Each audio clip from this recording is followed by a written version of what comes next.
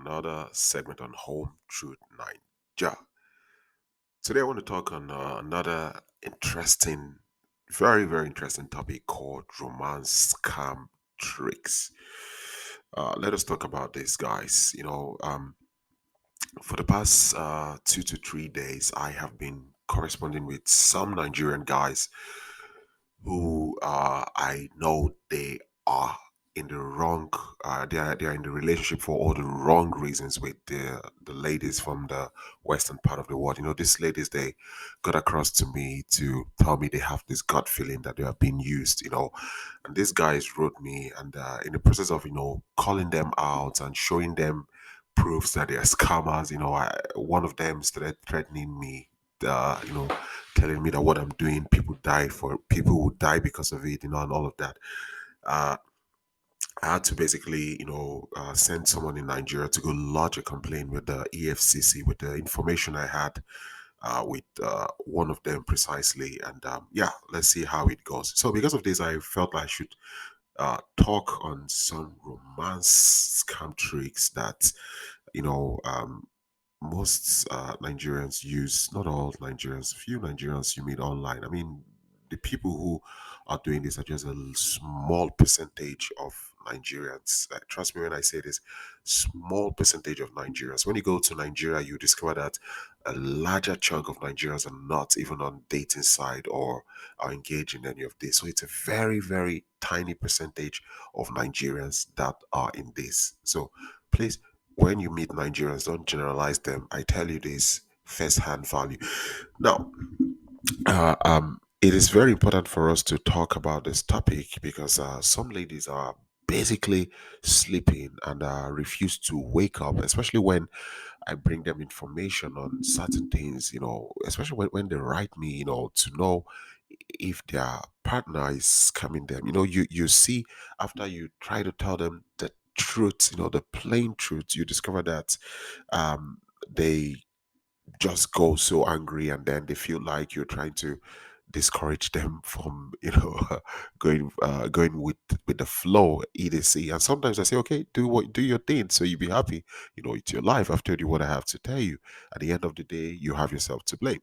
Now, one thing most of you do not know is that, when you talk about Western ladies, no matter your skin tone, so long as you're living in the Western world, most people, and when I mean most people, most, Nigerians, they see you or they think you're rich. I also had this mindset until I traveled overseas and I saw that, okay, this is not the case. Some people are living, just surviving with pension, and stuff. But the concept, so long as you say you're living in the US, Canada, Australia, New Zealand, or any Western world, you're termed to be rich.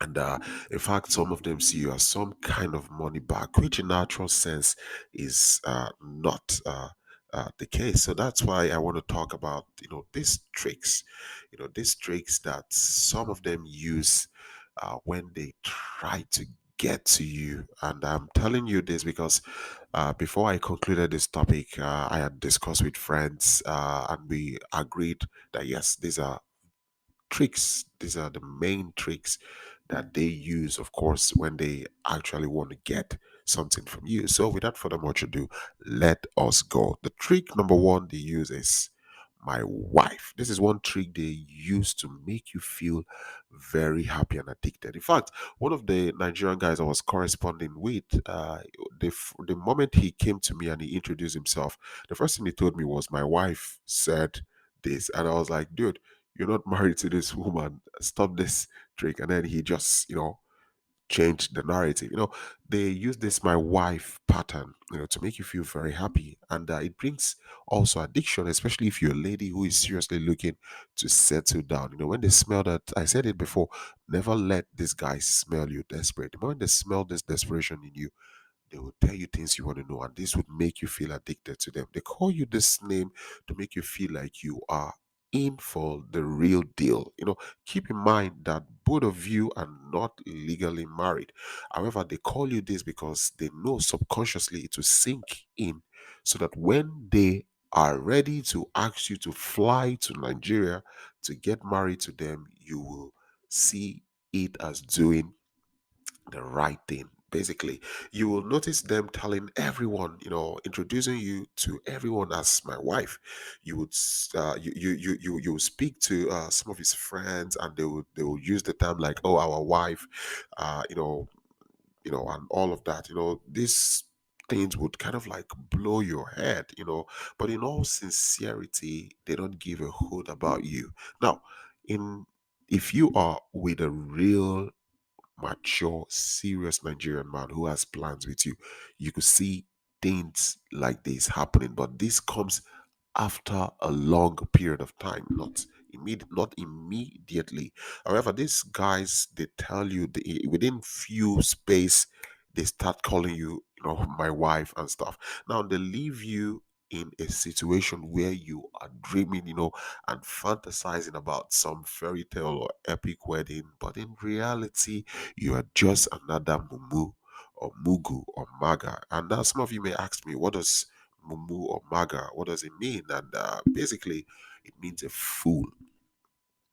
Maga or mumu, this is a term, used to describe someone regarded as a fool or someone who is very gullible or being conned. This is a term used in Nigeria. So you may be surprised, you're calling your Nigerian partner. He may be with his friends. The next thing he'll tell his friends is, guys, quiet, quiet, my mumu or my maga is calling. And then you picks the call, and you feel like you're speaking with someone who is very, serious about you. Meanwhile, you're speaking with someone who doesn't even care about you, not one bit. The second trick they use is the family speaks for him. So this one trick they bring into the equation is that they start allowing family members to speak for them. They will always, and will do this by either passing the telephone to the brother, sister, auntie, cousin, mother, father, whoever it is, and you hear this person telling you how much the supposed man loves you, and he's this and he's that, etc. They tell you this, and when you hear this, you're so excited that finally, finally, you have a man who is so much, into you. The whole family, they're telling you how much he loves you, and the blah blah blah. When he does this to massage your ego and pride, the next thing you would do is you would go send some money. I mean, you know, you would do that because, I mean, he has told you what you want to hear. And when he tells you what you want to hear, he would just chip it into you, you know, and then you would not hesitate, without the doubt, go to Western Union and send some money, and uh, they'll be happy to eat your hard earned cash. And believe it or not, after this, once that conversation ends, as the telephone is cutting, they are laughing at you. They will say, this Oyibo is real mumu. This Oyibo is real maga. I kid you not. I tell you the truth. This is exactly what will happen. Another trick they use basically is the I am hungry. This is one technique, or should I say trick, that is widely used by them. This comes after they've given you or made you feel so relaxed and calm with them. It will get to a point whereby when you're having a conversation with them, you will notice they are sad, they are grumpy, they are not responding well. And this would make you ask if everything is okay. And when you ask, it will prompt them to tell you that they are hungry. This when this I am hungry comes into play. This when this I'm hungry, is brought to the books, and they make you feel this sympathy for them to the point where you wish to send food or grocery items all the way from your location to Nigeria. But because you cannot do that, you'll be prompt to send money. That's where you have to send money for them to eat. And I was speaking to a lady, and I was like, just, take a pause for a second and look at it. Before these guys met you, they survived. They were surviving. If you look at them, they don't look impoverished. They look fit, well fed. And believe me, after you, they will still survive. Because the truth is, Most of you in the Western world, when you hear that an African man is starving, this picture on the slide here is the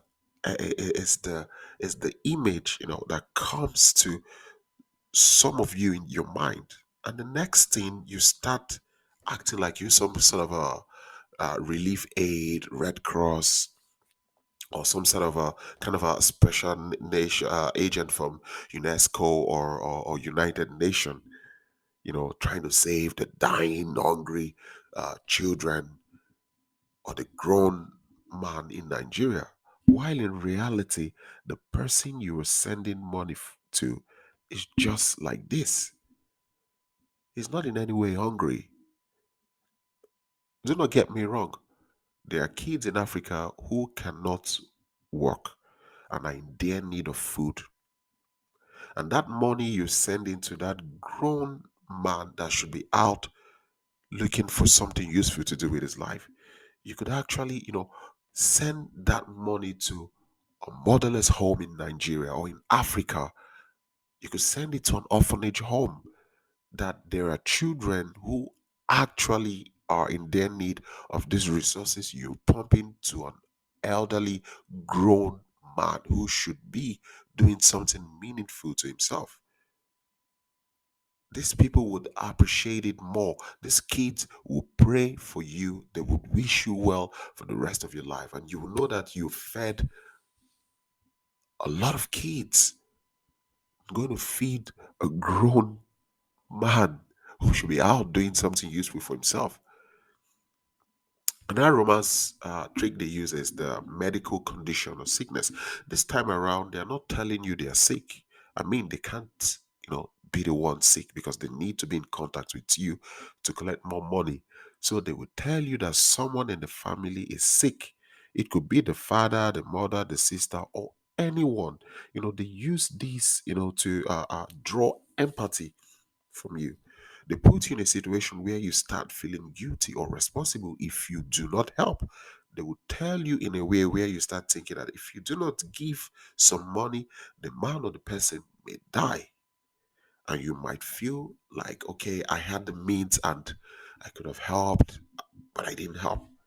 The truth is, they believe and they know that as a Western lady, you're drawn to sympathy, you're drawn to empathize. They know this, so they tell you things to make you sympathize with a condition that is not existing. And even when you ask for medical reports, trust me, they are always one or two steps ahead of you. They will give you proof of medical reports, whereby if you Google the hospital, it's a hospital that exists. They have already planned it out. They can make anything from the computer, from the system.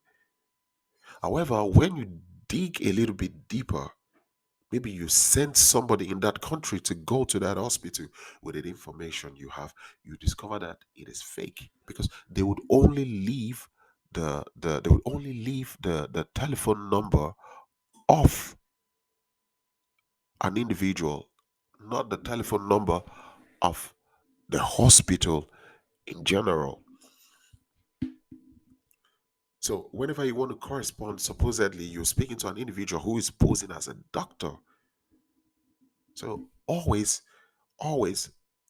you can always send a neutral person who goes into the hospital. You discover that everything you've been told are all lies. I'm telling you this because I did this recently. Another trick they use for you is do not tell or trust any Nigerian. It's more like hush, shh, hush, say to no one. Do not tell or trust any Nigerian. Well, this is very common.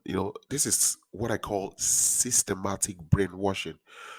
But you as an individual, you would not know it is brainwash. They make you believe that you should stay away or not believe what any Nigerian like myself will say to you. So your mind already, before you're coming to me to write me, is already made up not to trust what I'm going to tell you or any Nigerian you may ask along the way. So when you are in doubt and you find it difficult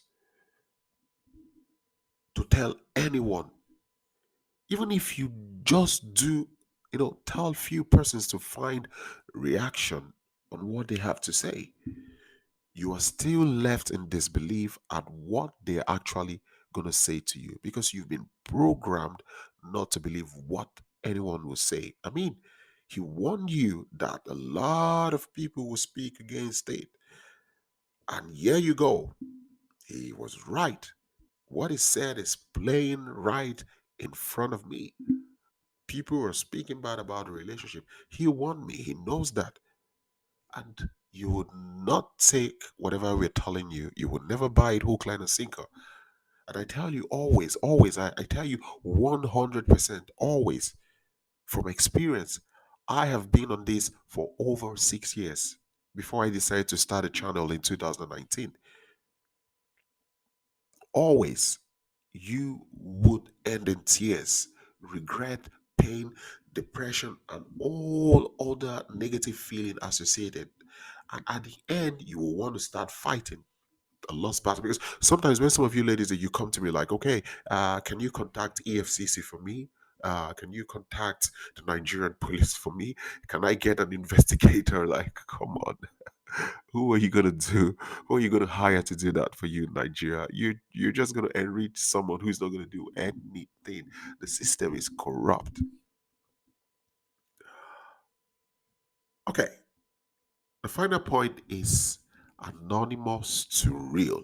Have you met a Nigerian who was first chatting with you under a different, or should I say fake profile, and later came clean to tell you that they're sorry and they want to be honest, they like you, they're actually in love with you, they have feelings for you, blah blah blah, and you basically as an individual you fall for it. You're thinking all of a sudden within a few short space of time they have turned a new leaf. That's not true. People don't just change at the snap of a finger. Change comes gradually. They are baiting you to believe something else. This is what we call format. In Nigeria, it is called format. This is a modus operandi or mode of operation they use to get some of you. This is an old school trick that has always worked. The trick behind this is they take a profile and try to chat you to believe it is them. They tell you they're based somewhere and they are into one kind of business, maybe oil, gold, or banking, or what have you, and they make you believe this. Now, however, when they see that it is not working or you're not buying all the baloney and all stuff they're telling you, what do? They come clean. They come clean and they tell you, okay, let's cut the chase. I'm sorry, blah blah blah, and because you feel like, oh, he was honest at the end. Oh yeah, I'll give him a chance. Actually, what he was saying actually did move me, blah blah blah and stuff. You know, they they understand this and they rope you into this. For example, watch. Hello. Hi, baby. Yeah, What's up? I yeah. What's up? Are you hiding? No. Oh, didn't I tell you my I cameras? can't see you, so you must be. Oh, didn't I tell you my cameras got spoiled? Yeah, you just don't know how to turn your camera on. Oh, right. Right.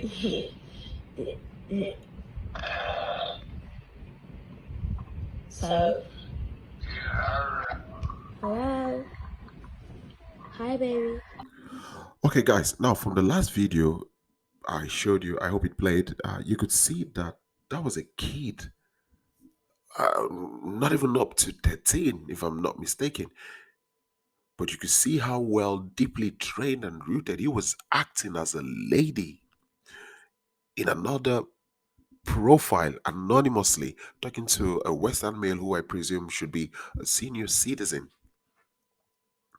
What you don't understand is that some of these guys, they go to school where they learn how to scam you, and they teach them what I call formats, the mode at which they would come to you to dry you, to suck you dry.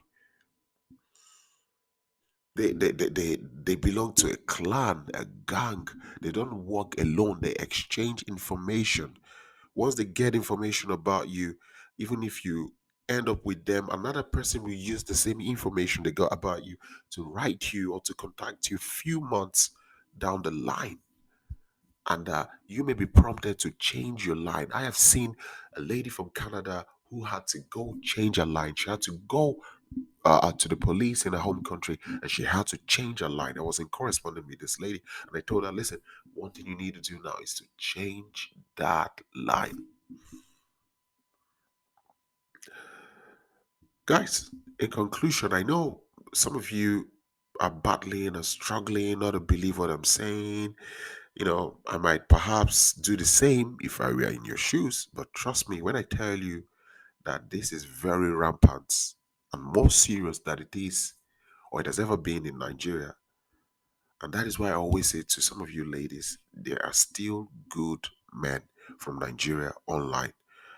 I know some of you who have met one and are happy with your relationship. You've been in contact with me, and I can see you with a real man. However, when you meet a Nigerian online, please do not rush things. Do not send money. Do not buy gifts. See if he's gonna be with you because of who you are. In fact, tell him you plan to relocate to Africa. You love Africa, you love the sun, you love the green, you love the nature, you love the food, you love the people. Because of this, I want to relocate to Africa or to Nigeria. Do this so that you dismiss any preconceived knowledge he has about, wanting to use you for visa. And then this would always expose if you were the real person or not. As always, I've always said, whenever you're in doubt and you want to speak to someone, you can always contact me on hometruth86 at gmail.com. Guys, with this, I would like to say thank you, thank you, thank you, thank you for watching. And please, as always, like, comment respectfully, please, and subscribe. See you again in the weekend. Home Truth Ninja. Peace out.